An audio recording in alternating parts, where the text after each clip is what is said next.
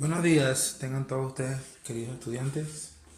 Bienvenidos a esta clase de lingüística. Como les había dicho la semana pasada, vamos a continuar con el ensayo, pero ahora ya les había explicado, como ya les expliqué anteriormente en el mensaje de WhatsApp, tienen que haber leído, antes de ver este video, tienen que haber leído el ensayo que escribieron, que está allí en su clase, su desarrollo escrito. Si no lo han leído, por favor, no se tomen la molestia de ver este video porque es crucial que hayan leído para que puedan entender, porque no voy a copiar el ensayo aquí.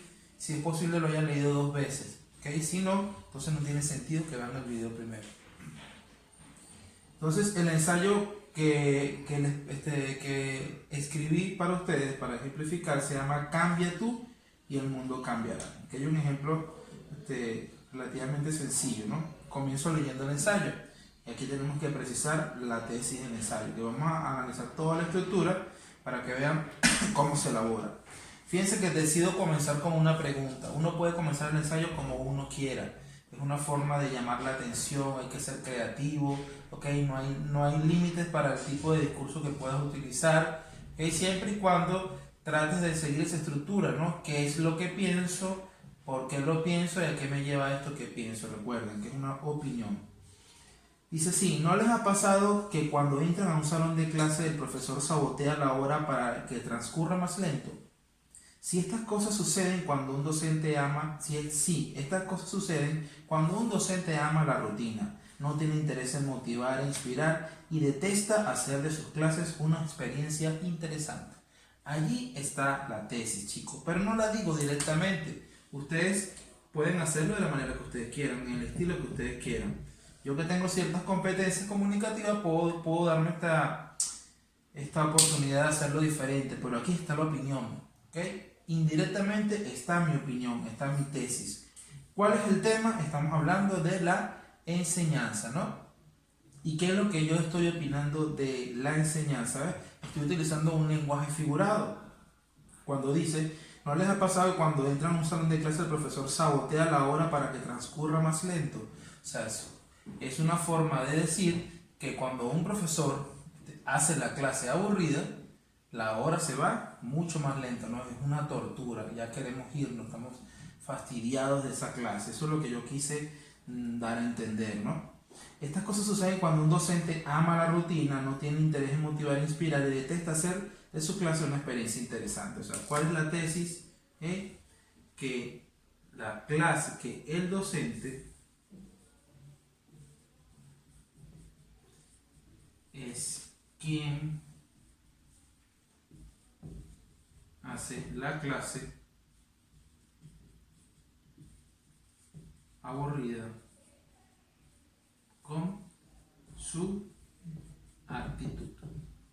Vamos a hacerlo de otra manera, ¿no? Con su estrategia, con su metodología, pero es responsabilidad del docente. Recuerden que en la tesis se cuestiona, se apoya o se replantea o una combinación de varias, ¿no? En este caso que estoy haciendo, cuestionando, ¿okay? La metodología, no de todos los docentes, por supuesto, ni que me estoy refiriendo a los docentes del Colegio Corazón de Jesús, y me estoy refiriendo a mí, pero es una realidad.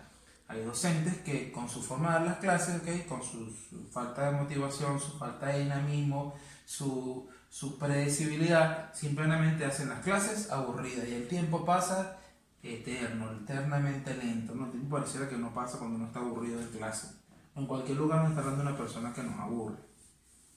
Luego de que di mi tesis, ya me dedico entonces a el desarrollo de la clase, es decir, a los argumentos. ¿Yo en qué me baso? Esa idea se me ocurre a mí, oye, me parece interesante, es una idea válida, es mi opinión, ¿okay? Pero ¿cómo yo termino de validarla? ¿Cómo la vuelvo objetiva?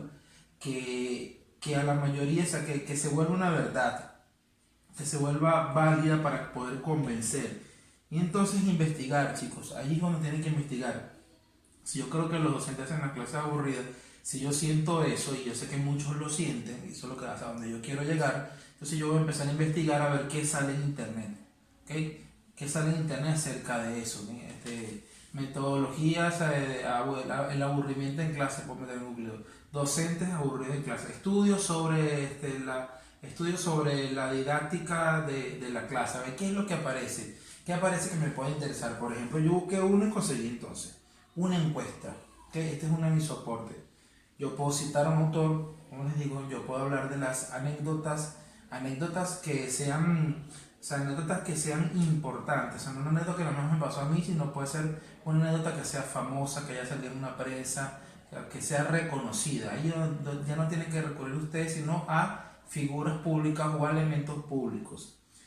En una encuesta realizada en diversos colegios públicos ubicados en la ciudad de Moscú, el 85% de los estudiantes manifestó que la mayoría de sus profesores utilizaban las mismas técnicas de enseñanza y evaluaban solo con exámenes escritos.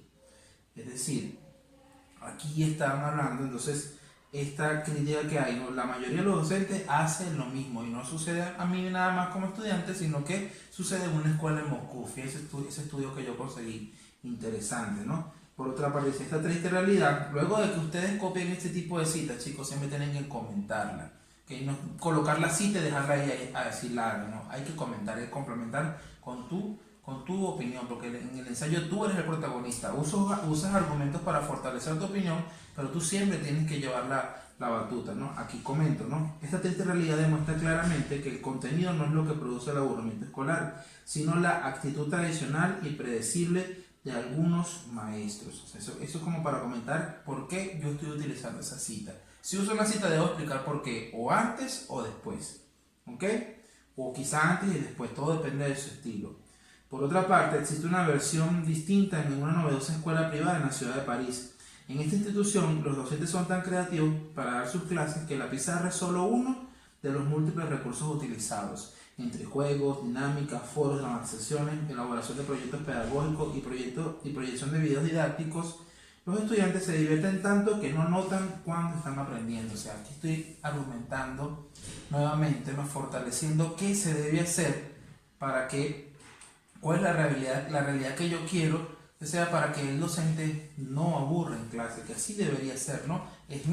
Siempre va a ser mi opinión, pero me fundamento, como les digo, en argumentos objetivos. Esto es otra escuela que está utilizando esto, o sea, eso no se me ocurre a mí, esto no lo estoy inventando yo, o sea, esto deja de ser subjetivo, deja de ser arbitrario cuando yo busco ejemplos de cosas que suceden en la realidad que avalan lo que yo pienso, ¿eh? Entonces me apoyo en esos ejemplos. Y finalmente, el último párrafo lo utilizo como conclusión, una reflexión final que dice: esto nos lleva a pensar que todo en la vida es relativo. Esa es mi reflexión.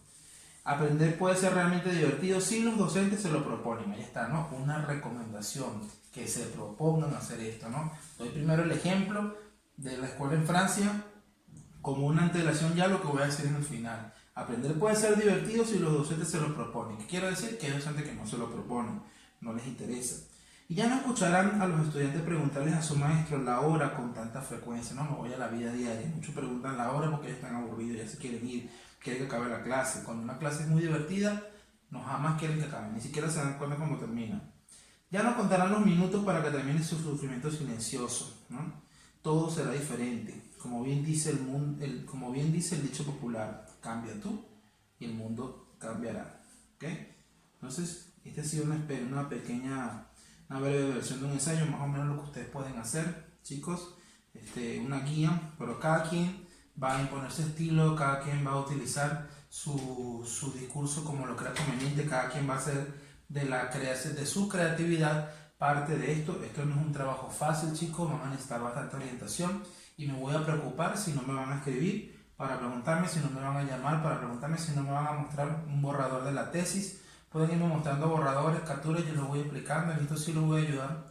Los puedo ayudar bastante porque es un trabajo difícil, pero el ensayo tiene que ser una visión original, propia y a la vez válida, ¿ok? Sobre un tema determinado, sobre algo que les guste. Recuerden que para hacerlo, una vez que eligen el tema, tienen que leer sobre ese tema, tienen que investigar, porque en el desarrollo tienen que usar argumentos. Como lo van a hacer de una sola página, es decir, de una cuartilla, eso es lo que significa lo que es una cuartilla en Word, en computadora. Entonces, ¿qué les sugiero yo? En el primer párrafo debe estar la tesis, ¿ok? Una cuartilla se les va como en 5 párrafos de acuerdo a la extensión, ¿no? Utilicen 2 o 3 párrafos para el desarrollo, ¿okay? Para argumentos, buscar ejemplos que soporten su tesis y un párrafo para cerrar, ¿okay? Entonces con eso ya creo que queda un poco más, debe haber quedado mucho más claro lo que es un ensayo, la estructura del ensayo. Y recuerden que al final la intención es convencer, y para convencer deben escribir lo mejor posible, deben dar lo mejor de sí. Cuidar su ortografía, cuidar su redacción, pero sobre todo que sus propias ideas se escuchen y se impongan o por lo menos se sugieran en busca de lo que hace cualquier ensayo, una aproximación a la verdad. Gracias.